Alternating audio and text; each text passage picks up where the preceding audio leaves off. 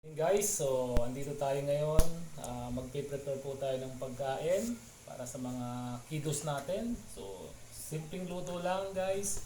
Magluluto tayo ng sinigang na bangos kasi paborito ng mga anak ko to. So, guys, alam nyo ngayon lang ako magkakaroon ng oras para gawin din to. So, dapat lagi tayo may oras sa pamilya, lalong-lalo sa ating mga anak upang magabayan din natin sila sa lahat ng kailangan nila o gusto. Guys, simple lang to guys ha. Manood kayo guys kung paano iluluto ang sinigang na bangos na paborito ng aking mga anak. Guys, ito. Mapakita ko sa inyo guys kung ano yung mga sangkap na gagamitin natin. Ito na, kompleto na. No?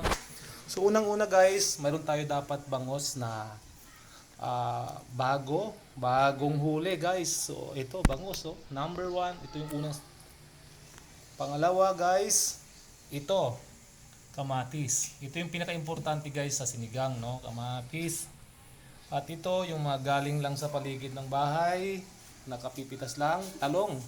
No? So hindi na natin kailangan dapat bilhin yan guys. So dapat magtanim tayo dun sa paligid natin na kung pwede sa mga paso.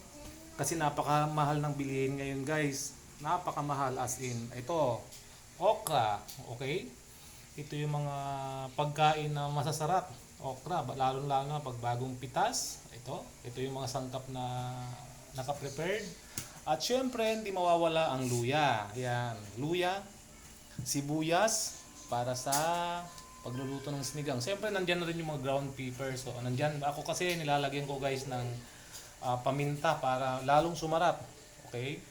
O, nandyan na rin yung original mix. Ito yung ginagamit ko guys kasi mas masarap to compare dun sa yung may gabi, no? So, syempre, nandyan na rin yung ito yung bangus tube, yung parang kumbaga sa para mas lalong malasa na maging bangos dapat may sili din, no? Diyan lang sa paligid dyan guys, di mo na kailangan bilihin. So ito guys, ang ginagamit kong tubig is kapag nagluluto ako ng sinigang, ito yung sekreto ko guys. Ito ayun, ito yung pinaghugasan ng bigas sa pangalawang hugas guys. Original, malapot. Lalapot siya, hindi mo na kailangan gumamit pa ng cornstarch para maglapot. Ito, yung pinaghugasan ng bigas, original. Ayan.